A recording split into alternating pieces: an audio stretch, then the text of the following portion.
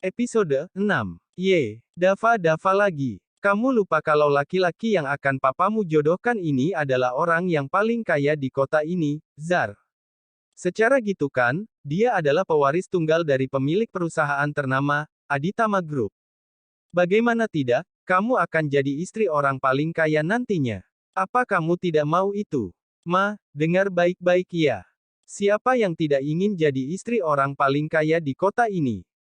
Kalau dibandingkan dengan kekayaan yang sedang kita incar sekarang, itu tidak ada secuil pun dari kekayaan yang keluarga Aditama miliki. Hanya saja, ada beberapa poin penting yang harus Mama ingat dan pikirkan. Pertama, anak tunggal keluarga Aditama itu dikabarkan lumpuh total. Kedua, tidak ada yang tahu bagaimana wajahnya karena tidak ada sosial media yang memperlihatkan foto atau video dari laki-laki itu. Ketiga, cuma tahu namanya doang, yaitu, Brian Aditama. Mana bisa dijadikan patokan untuk menikah dengan dia walaupun ia kaya selangit. Aduh, kamu itu ribet banget ya Zara. Kalau masalah nyari tahu bagaimana wajahnya, itu soal gampang. Tinggal minta papamu untuk mengatakan kalau kamu ingin bertemu dengan Brian sebelum menikah saja. Pasti kamu akan dipertemukan dengan si Brian ini. Mama jangan lupa poin utama yang aku katakan. Dia itu dikabarkan lumpuh total. Mana mau aku dinikahkan dengan laki-laki cacat yang tidak bisa apa-apa. Bisa-bisa, aku yang cantik ini hanya menjadi pembantu yang akan mengurus manusia cacat tak berguna itu setelah kami menikah. Apa Mama tega melihat aku yang cantik ini hanya jadi pembantu? Setiap hari tidak bisa menikmati hidup layaknya seorang istri. Bersanding dengan laki-laki cacat yang tidak akan bisa memberikan Mama keturunan. Sungguh menyedihkan, kata Zara lagi. Tapi kan dia kaya Zara. Kamu bisa melakukan apapun dengan kekayaan yang kamu miliki. Mama tega melihat aku tersiksa walaupun hidup dalam kekayaan. Mana bisa aku bahagia hanya dengan harta, Ma? Apa Mama tidak memikirkan harga diri yang aku miliki nantinya? Teman-teman akan menertawakan aku karena punya suami lumpuh. Aku akan jadi bahan lelucon teman-teman nantinya, Ma. Apa Mama mau aku menderita setiap hari dengan semua itu? Titik. Ya enggak lah. Tentu saja Mama tidak tega melihat kamu tersiksa. Mama pasti akan melakukan segala cara agar kamu bahagia. Benarkah? Tanya Zara dengan mata berbinar-binar karena senang. Lah yang tadinya murung, kini sudah berubah bahagia. Tentunya, Mama akan melakukan segala cara agar kamu bahagia. Lalu, bagaimana cara Mama menolak perjodohan yang Papa buat untukku ini, Ma? Bukankah kita sedang menjalankan peran kita jadi orang baik yang sangat penurut?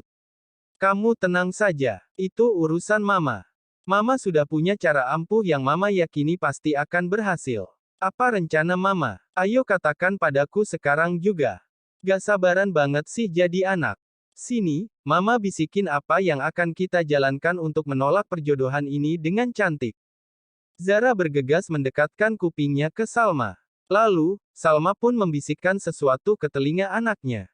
Entah apa yang mereka rencanakan. Senang dengan ide dari rencana yang mamanya bisikkan tersebut. Itu terlihat dari ia yang senyum-senyum sambil mengangguk-anggukkan kepalanya selama Salma membisikkan sesuatu.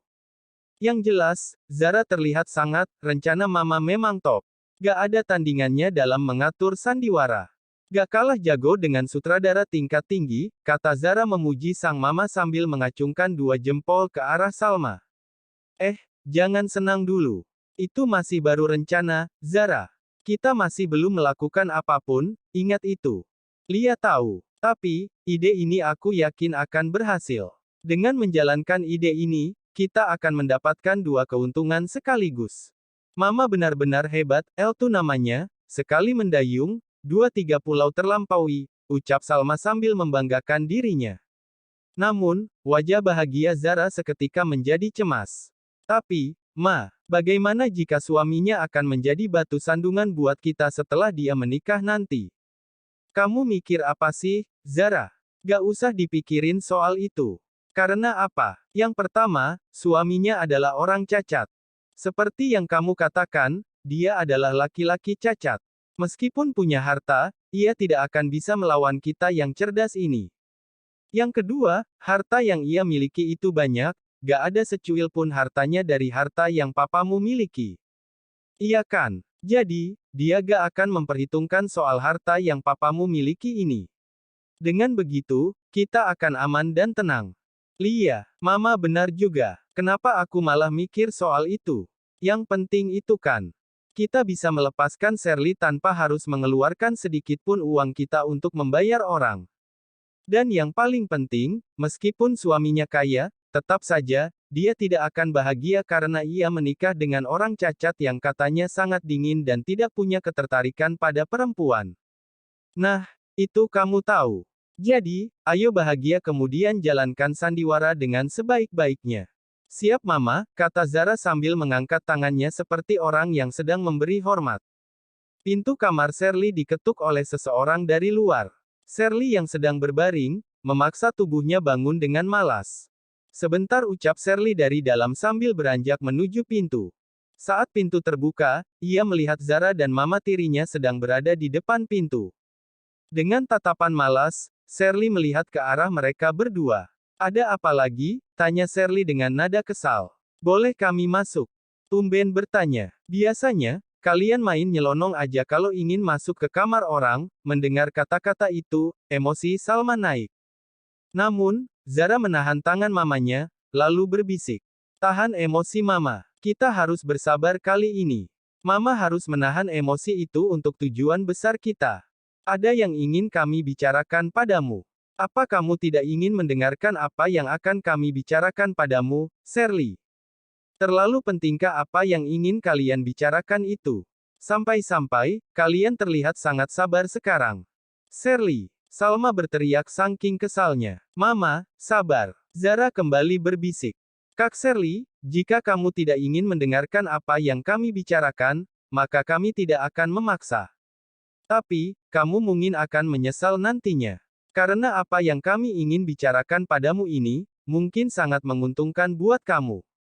Shirley berpikir sejenak. Hatinya merasa penasaran dengan apa yang ingin ibu dan anak ini bicarakan dengannya. Tidak ada salahnya membiarkan mereka masuk dan bicara padaku. Oh, selama ini, aku juga tidak pernah bisa menolak apa yang ingin mereka bicarakan.